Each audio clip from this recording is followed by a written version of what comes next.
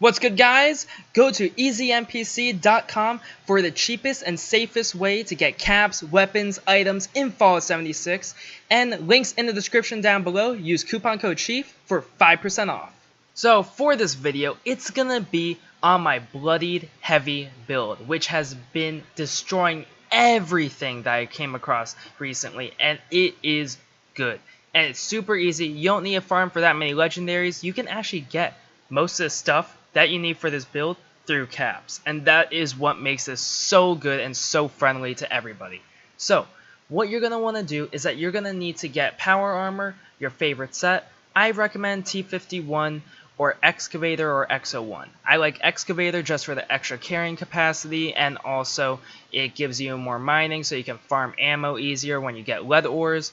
The X01 is good for radiation because since it's X01 power armor, it has a huge amount of radiation resistance, but T51 has the best overall damage and energy resistances in the game, so it's your pick. I have run a Excavator set and a T51 set, and I just use Radaways whenever I am actually in a nuke zone where I don't have enough radiation resistance to make it negligible.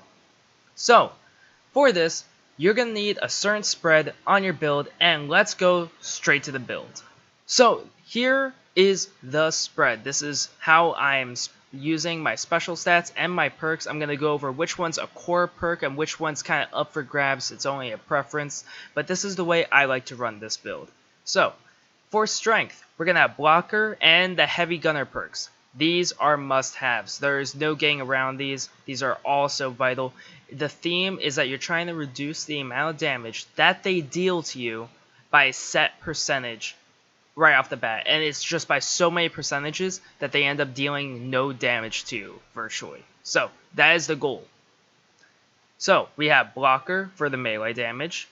Heavy gunners, so that way you can do more damage. Concentrated fire. I like easy headshots. This makes it so your VATS provides the easiest headshots, and if you're running a VATS matrix overlay on your power armor, this will really help out and benefit from it. Fireproof is because you are going to get killed by explosions if you do not have this. This is a must-have perk. It is so good for survivability, especially in PvP. So for charisma, I like Lone Wanderer because I play a lot of solo. 20% less damage is great. And then suppressor, since you're going to be spraying your weapon, you have these big ammo weapons, making it so that way they deal 30% less damage to you after you attack them, which is really easy since you don't have to reload that often. You just have to hit them once every 2 seconds. That's a great perk. Tenderizer, just for killing huge bosses. Then this is core perks. Nerd Rage, Stabilized. Stabilize, armor penetration. And the accuracy makes it so the 50 cal shoots like a laser beam. It goes straight. It is amazing. You have to have it if you're running the same gear that I am. And Nerd Rage, that 20% damage and the regen, it is amazing. You're always at below 20% health, so this will always be active. It is a godsend. You're going to need to have that. Now, agility is where most of the perks are up for grabs. The only one that I think is a core perk is dodgy. The rest is actually preference. I like 1 point adrenaline for the little bit of damage buff, Gunfu for the easy VAT swaps to different targets, and Action Boy, Born Survivor, you know, it's just little stuff that make things more convenient for me. Now, for luck, this is all core perks. Bloody Mess, Class Freak, Grim Reaper Sprint, One Gun Army, Serendipity, Starch Genes. Bloody Mess, damage. Class Freak, to reduce all the negative mutations. There are so many mutations you're running on this build, you're gonna need this. Grim Reaper Sprint and One Gun Army, this is where you can swap. You might want to run 3 Grim Reaper Sprint, one gun army. It depends on how you want to run your build. If you're really VATS heavy, you might want a few more Grim Reaper Sprint. 3 Serendipity. This is amazing. It basically makes it so you take half damage on everything. Or technically you have like almost a 50% chance to avoid damage, which is kind of calculated very similar. So that is what you want to be running. starch genes, just that way you don't need to lose your mutations. And that is the build, guys. For the mutations, you're gonna want these. It is a very simple list: adrenal, bird bones. Alright, these are very good. This one's for mobility and agility. This is for more damage, preference, crit damage, and perception, because I run concentrated fire. Technically, you don't need it if you don't like to do that type of thing. But I have high luck in this build, so crits are going to be happening really often with automatic weapons. You might as well run Eagle Eyes. Electric Charge, that's a preference. Healing Factor makes it so you don't need to worry about healing yourself after fights as much. And a Marsupial and Speed Demon for your mobility, because you do need mobility. And that is the spread right now for the build. A link in the description down below for you guys to go check out, so that way you guys can copy this build and actually use it.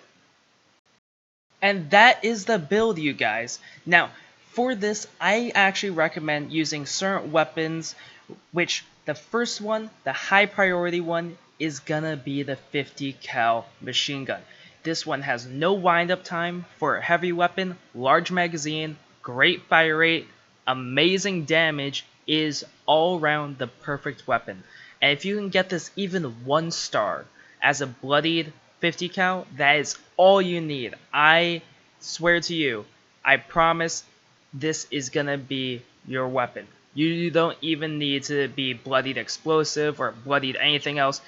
All you want is just a Bloodied 50 cal, and you'll be cruising through enemies without even trying. The amount of damage and armor penetration is amazing, and if you just slap on a prime receiver or a heavy barrel, the amount of damage is going to be easily in the 200s with a massive fire rate, 250 rounds per magazine.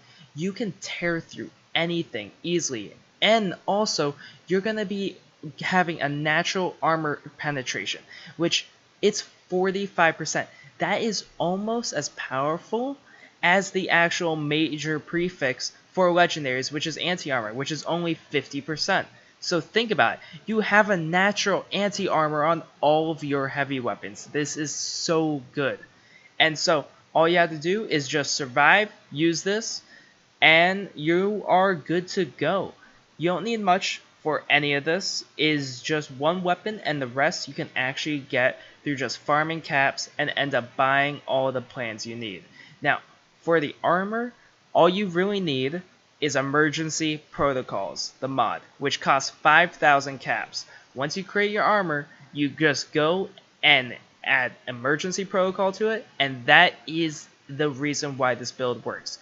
What Emergency Protocols does is that it's a mod for every single torso in power armor.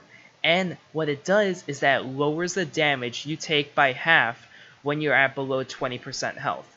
So, since you're going to be below 20% health the entire time while using this build, because that is the point of it, you're going to be taking half damage from that, 20% less damage from Lone Wanderer, then you're going to be taking 30% less damage from Suppressor, then 30% less damage from Dodgy, and then you have Power Armor, which already has some of the highest damage resistances in the game. By the time the damage actually hits your health bar, after it goes through that whole entire obstacle course, it's little needles on you. You don't feel it. Very few things penetrate all those damage reductions, where you don't even need to worry about anything. You just go to town, kill everything in sight, and abuse the fact that you are using Adrenal Reaction for a total of 60% more damage, Bloodied, which is getting like close to 80% bonus damage, all 3 Heavy Gunner perks for 60% bonus damage, Nerd Rage for another 20%, Bloody Mess for 15%, and by the end of that, you're just dealing so much damage with armor penetration, where is just destroying everything in sight without even trying. All the enemies that you struggle with, you're going to see that they die instantaneously. And the best part is that you don't even really need to have it to be bloody. That's just the best way to utilize this build. It survives really well without it, and you could just use any good old 50 cal and you'll be good. You won't deal as much damage, but the survivability is there if you have all the perks right, and as long as you have Emergency Protocol on your power armor. And that's gonna be the build, guys. 50 cal, power armor, emergency protocols. Everything else is kind of up for grabs. I like using VATS Matrix Overlay for the headpiece, and I like using kinetic servos for the legs. Whatever gives you more AP regen. The arms don't really matter because you're not going to use your melee weapon. And there you have it. You can go through the game super easily, killing everything in sight, and all enemies will be dying fast. I promise you. If you use this build properly, you don't even need to try. I don't even have all the perfect stuff on this actual character. I don't even have anything special on my weapon besides VATS hit chance with my Bloodied. So like, it's not fire rate, it's not explosive. No, this is basically a regular 50 cal. And that is what I'm using to melt everything in sight. So hope all of you guys enjoyed the video. Let me know what you think of this build, and leave in the comments down below what type of build you want to see from me next. I'm experimenting with junkies, some tanky builds. I'm trying to make a very stealthy build, but that one's a little bit hard to deal with right now. I'm not sure how to approach it. But yeah, anyways, hope all of you guys enjoyed the video. Make sure to like, comment, subscribe if you enjoyed it, and have a good day.